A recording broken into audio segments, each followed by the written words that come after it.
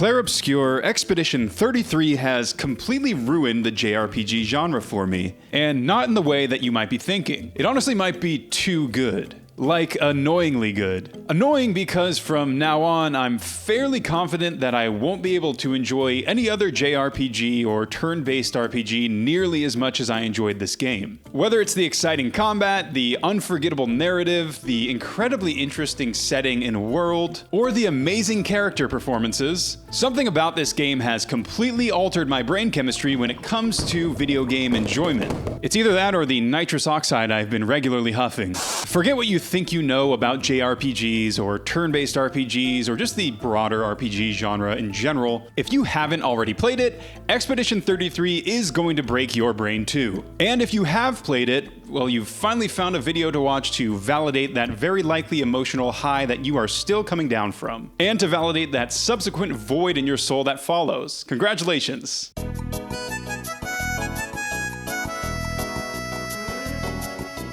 Okay, so fair warning, I've done my best to leave out any story spoilers or any other major spoilers or anything like that, but this video will contain some light spoilers around like game mechanics, party members, and other things like that. Okay, so first things first, let's talk about something that might be considered minor to some people, but for me is like a major make or break component when it comes to games, especially JRPGs. Game length. I enjoy a good long and epic RPG adventure just as much as the next guy. Part of the appeal of the genre is feeling like you're immersed in this brand new fantastical world and feeling like you're going out and embarking on this long epic adventure with like a ragtag cast of characters. And the most recent JRPG that I played before Expedition 33 was Persona 5 Royal. And as much as I enjoyed that game, at around about like the 60-hour mark, I started to feel that subtle creeping feeling that the game was starting to overstay its welcome. You guys know that feeling, right? When you're thoroughly enjoying yourself, immersed in playing a game,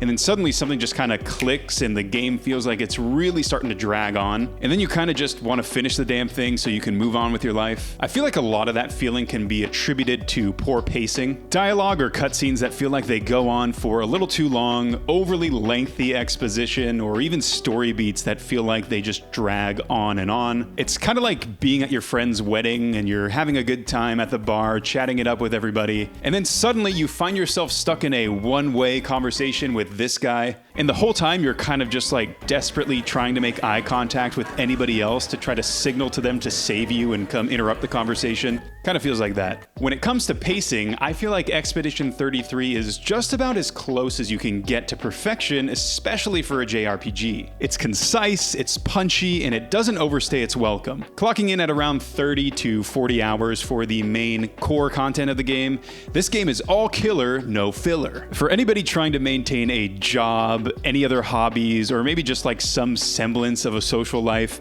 this game is a godsend. It's long enough to leave you feeling like you've had a complete, rich, and truly substantial experience with the game, but its brevity makes it feel like you can actually finish it before the next generation of consoles come out. No more feeling like you have to dedicate like an entire season of your life to a game to finish it. And also, I feel like you get debatably a better experience than most 100+ hour titles. It's perfectly curated, and that fact alone already had me appreciating this game on a whole new level. Plus, there's plenty of optional, high-quality side content that you can engage with if you want to increase player power or just challenge yourself, or if you just want to extend your playtime and spend more time in this awesome world. All right, we have to talk about the combat now.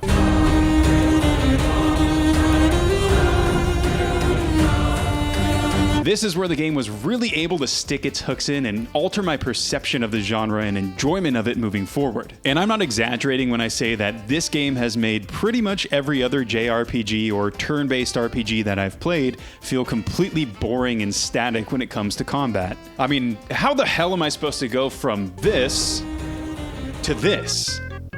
Expedition 33's combat feels like eating a gourmet steak compared to the usual Costco hot dog level of combat that JRPGs typically provide. And for the uninitiated on Expedition 33's combat, this isn't your grandma's typical open up a menu, go through the options, select an attack, and watch the animation type of deal. Well, it's It's kind of similar, but it's way cooler. We're talking a dynamic, responsive, and genuinely engaging combat system that really does demand your full attention. You've got real-time elements like dodges, parries, and QTE events that actually feel impactful. There's party member-specific combat mechanics that you need to engage with in order to strategize well or to get huge damage payoffs. You've got other reactive options like the ability to jump over certain attacks and unleash a counter. You've got the ability to stack damage-boosting marks while strategically stacking up break damage to stun the enemy at a critical time. It's like a ballet of strategic violence, and it feels unbelievably good. For a turn-based game, the layers here are insane.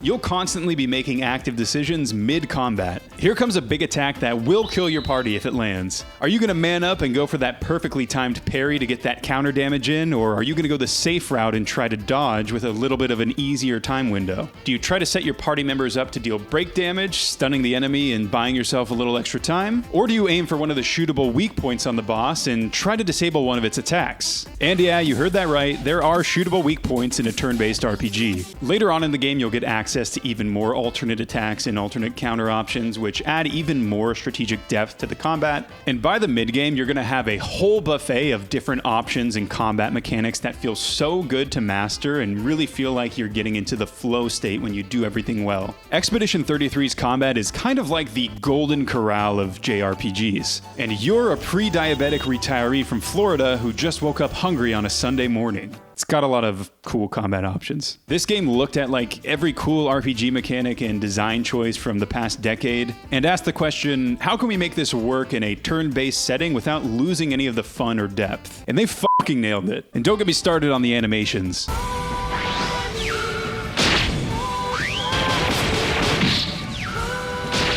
My God, are they fucking sick. So much style, so much weight, so much pizzazz. Every single hit, every single parry, every single ability that you use has such a satisfying crunch to it. And the sound design to go with it is so good. It's so robust and chunky and impactful. When you land a perfectly timed counter and that slow-mo kicks in, the screen shakes and the enemy gets knocked into yesterday, and you hear that whoosh. Feels so awesome. When you're able to hit that flow state and just perfectly parry every multi-hit combo coming your way, there's this immediate visceral feedback, and it's just like pure dopamine. One of the most fun things about Expedition 33's combat to me is that it's not just about choosing the right strategy and adapting to the situation, which it partly is. It's also about mastering that rhythm of battle. Kind of like DDR, but with swords and violence and lightning and all that stuff. You need to pay close attention to enemy attack patterns and timings because every single enemy has a different moveset. This isn't the type of game that you can be idly kind of playing while you scroll through pathetic dating advice on Reddit on your second monitor. You need to be present during this game's combat. And when you get it right, it's incredibly rewarding. The combat really pushes you to get better, to learn the enemy patterns and tells, and to use every tool at your disposal to overcome the obstacle. It's not the kind of game that you can autopilot through, especially if you're like me and you play it on expert mode. I know I'm a beast. Honestly though, I think everybody should at least try playing through on Expert. For one, it really does feel good to overcome the more difficult encounters of the game using things that you've learned and progressing, and it also forces you to engage with all of the systems that the game offers you, forcing you to take a closer look at how you're building your characters, what weapons they're using, what your party setup looks like, all that good stuff. Something that I touched on a little bit earlier that I want to expand a little bit on is the fact that each party member has their own unique combat mechanic. And this is something that I really enjoyed about the game. You've got things like party members that can go into different stances to alter damage and defense percentages and help you plan your next move. You've got a card stacking mechanic that lets you stack up massive damage or healing. Elemental stains that work as like these specific building blocks towards more powerful spells and effects. There's a wheel, like in Wheel of Fortune.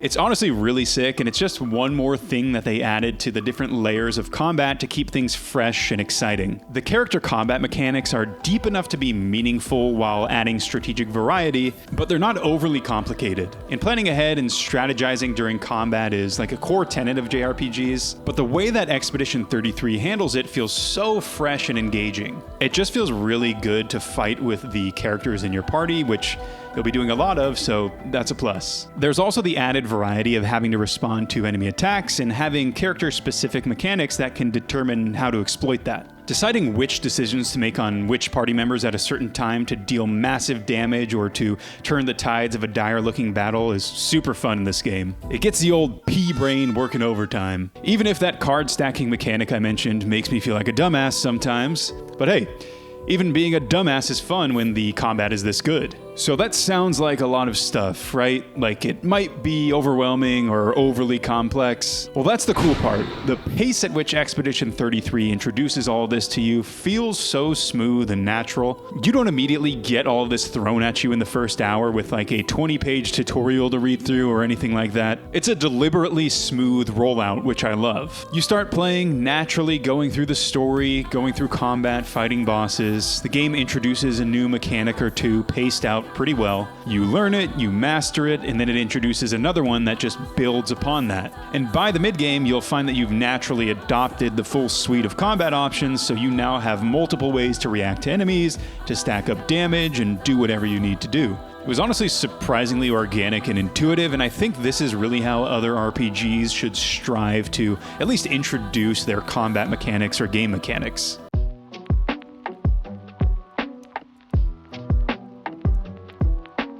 So beyond the combat mechanics and the actual gameplay piece, another main area where Expedition 33 really excels is in its story and its narrative delivery. This game has more heart and soul than a 45-year-old divorcee's dating app profile. Expedition 33 honestly has some of the best writing that I've ever experienced in a game, and maybe just in like fictional entertainment in general. It has such a unique setting and identity that make it so compelling and so hard to put down. And that may not sound like as big of an achievement when we're talking about this through the lens of JRPG games, which historically can have some pretty cringy writing, dialogue, and overused tropes. Now I'm really mad, Kay. But believe me when I say that this game's setting and story stand out even among the greatest. And to be as brief as possible and spoiler-free, the game takes place in this fantasy world where there's a giant, mysterious entity out in the ocean who paints a number out on this giant monolith. The number starts at 100 and reduces by 1 every year. Whichever number is currently painted on the monolith means whoever is that current age will die,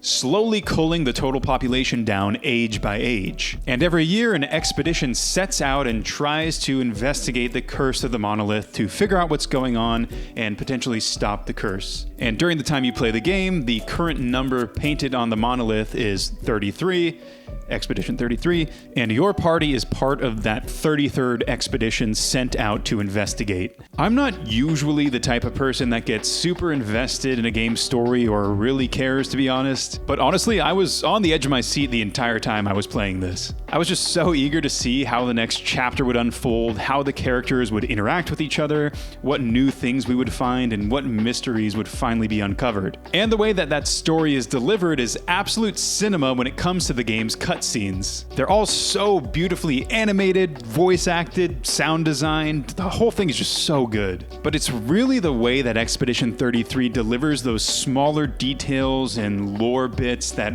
really make it interesting. It feels like the game's writers really trust the player, which, based on some of the Reddit posts I've seen asking about the details around this game's story, maybe they shouldn't have. But for us brain-maxing, reading comprehension kings out there, the game typically doesn't spoon-feed you exposition or lore details outside of the main story cutscenes. The details that fill in those main gaps between the story and add additional lore and world building or just general information unfold organically through things like optional character dialogue, characters chatting with each other during dungeon crawls, and even some indirect and environmental storytelling. Things like the gommage, which is a main plot device. There's no narrator that stops and explains exactly what it is, how it works, and what its implications are. You get to experience it. You get to see its effects, You witness characters dealing with its implications, and you experience its presence on the world around you. You piece it together yourself, which feels incredibly rewarding because then you feel more like an active participant who gets to uncover the details about the world instead of a passive observer just sitting there in their tighty-whities waiting for the next cutscene. Expedition 33 immediately immerses you in a world that is so unique and is so brimming with mystery that immediately unfolds perfectly as you play, and the world itself is just so damn fresh and intriguing. It's a fantasy world that's filled with magic, spells, weapons, and advanced technology, but it also feels just like so grounded. Besides the obvious influences from games like the Final Fantasy series or even Lost Odyssey, if anyone's ever played that, there's a ton of unique design influence from places like Art Deco,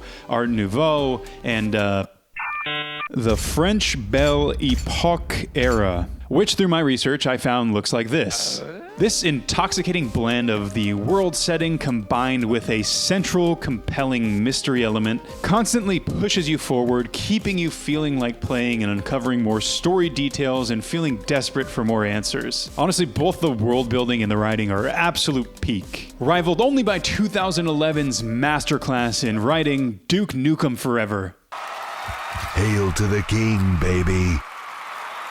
Expedition 33 also explores some pretty profound themes and motifs, like grief, sacrifice, the burden of duty, the pursuit of knowledge, and morality. You see that reflected in the decisions that the characters make, their somber dialogue, the decaying environments, and even in a lot of the lore that you uncover via exploration. It's not just a cool story, it's a story with layers, like an onion, where every element reinforces those deeper ideas. Without getting too much into spoiler territory, throughout your exploration in the game, you will come across these journals. And these journals were previously left by people who set out on expeditions before you who have tragically died. They give things like first-hand accounts about unknown details and parts of the world that may or may not have been shared in the main story, or accounts and first-hand experiences of these expeditioners that help you piece together the finer details of the world. It adds an interesting layer of depth while also highlighting that theme of sacrifice that others have laid before you to help you on your success. And I know I already talked about these cinematics already, but they did a really good job at just making these feel full of soul. They add so much emotion and weight to the game. They're not just transitions, they're vital parts of the storytelling that can leave you feeling like you just got punched in the gut or lift your spirits briefly. But your spirits will definitely be taken back down. And yes, they're really that good. And yes, I was sitting at my PC punching the air with bloodshot eyes after each one. It's no secret that JRPGs live and die by the likability of the cast of characters. And Expedition 33 is living large because the characters in this game are so well written and interesting. Your party members all have such great chemistry and dialogue together, and you end up getting so invested in them throughout your entire playthrough. Gustav, who may or may not be modeled after a legally distinct Robert Pattinson, is one of the most likable and relatable characters that I've ever come across in media. Do not say anything bad about him. And the nice thing is, it's not just your core party members who are standouts, but there's also all of these cool and interesting side characters like the weird-looking Gestrels, all of the different Nevrons, you've got the immobile and grumpy Francois, and everybody's favorite, the strange but lovable Esquier, who has probably one of the most interesting sounding voice actors in the game. I too am, but I'm also wee. Even the game's antagonists, who I probably shouldn't name just for spoiler reasons, they all feel distinct with their own unique motivations, quirks, and surprising level of depth. You end up genuinely caring about them and their fates. And the enemy variety in this game, plentiful. And their designs, outstanding. This isn't your usual JRPG carousel of like palette-swapped goblins and slimes and things like that. You're fighting like these grotesquely beautiful, mechanically unique creatures who are super interesting to fight and look at most of the time. And because of that, every new encounter with an enemy that you haven't seen before feels fresh and unique, largely in part to that wide variety and unique enemy design. Here are a few of my favorites with no context. We have to talk about the voice acting. It's seriously top-notch, like some of the best that I've ever seen in a game. The performances from all of the different character VAs are also immersive and nuanced. You can tell that they all really understood the characters and put a lot of passion and direction behind their performances. The voice acting in this game plays a really big part at pulling you in and really making you feel that immersion. And they breathe such incredible and emotive life into these characters that you end up really liking. You get sucked in and believe these characters. You feel their motivations, you feel their pain, determination, you empathize with them. It adds this like visceral layer to the game that I haven't really experienced in any other title. If you've played Expedition 33 and you have a recommendation for something that stacks up in this department, seriously let me know, because I've been trying to find something and I haven't been able to find anything comparable. If you're the type of person that loves spending time creating builds for your characters and your party in RPGs, or if you love theory crafting or anything like that, you're gonna love this part. Expedition 33 has some of the most fun systems for creating character builds that I've ever seen in a single-player RPG. So essentially, you've got 3 different systems. You've got Pictos and Lumina, which are systems that allow you to equip like special attributes to each one of your characters. You can add things like bonus damage on parries, or buffing your party at the start of a turn, or adding burn damage to your attacks. And then you have different weapon options which both scale with the stats in the game, and then each weapon has its own unique effect, and then further effects that unlock as you level the weapon up. So for example, you might get a weapon that increases your damage when you're below 50% health, so then you'd go and find Pictos and Lumina that add to that effect. So maybe you'll add one that gives your character an extra attack when they're under 50% health, for example, or adds an additional shield when they're under a certain amount of HP. Those are just some random examples off the top of my head, but you get the idea. The point is that these systems all work together beautifully, and they offer up opportunities for fun and unique builds that let you mold your characters in the way that you want to play, while still being able to get creative with what you want to do. Do you want to make one of your characters an absolute damage and crit machine that falls over at the first gust of wind? You can do that. Want to focus on elemental damage and status effects? Go for it. Do you want to build a character around toxic gas and fart damage? There might be a mod for that, but as of now, you can't officially do it. There's real synergy here that both encourages experimentation and pushes you to come up with creative new builds to push the boundaries of your player power. It also allows you to fine-tune your team to your exact playstyle if that's what you're into. It was honestly surprisingly robust and engaging and just generally fun to play around with. And once I do actually find that toxic gas fart damage mod, I'll be sure to share that build with you guys.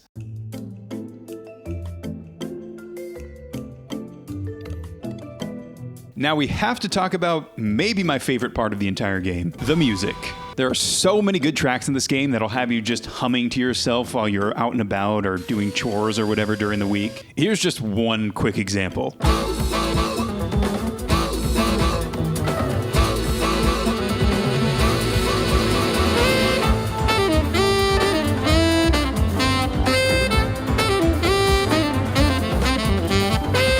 I was toe tapping so hard during some boss fights that my downstairs neighbors probably thought somebody was having an exorcism performed upstairs. The music in Expedition 33 was just phenomenal, and it masterfully plays with your emotions while setting the scene perfectly. Whether you're out in the world exploring a desolate ruin or in the middle of a high-stakes combat encounter, the score always perfectly captures the mood. And that opening theme, hauntingly beautiful. It immediately sets this mysterious, melancholic, almost foreboding tone for the story to come.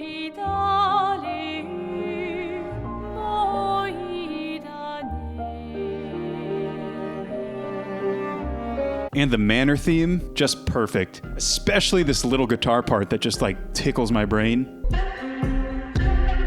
It's honestly a soundtrack that you'll probably want to listen to even when you're done playing the game, just because it's so good and it evokes such strong emotions. It honestly elevates the game to an entirely new level in my opinion. And I know there's people out there who glaze video game music really hard, but you have to believe me when I say that this shit is a cut above everything else. There's like these full orchestral performances with insane vocals going off while you perform some of the sickest and most high-stakes combat maneuvers I've ever seen in a game. Honestly, you need to go play this game right now. It's time to stop watching, go and play.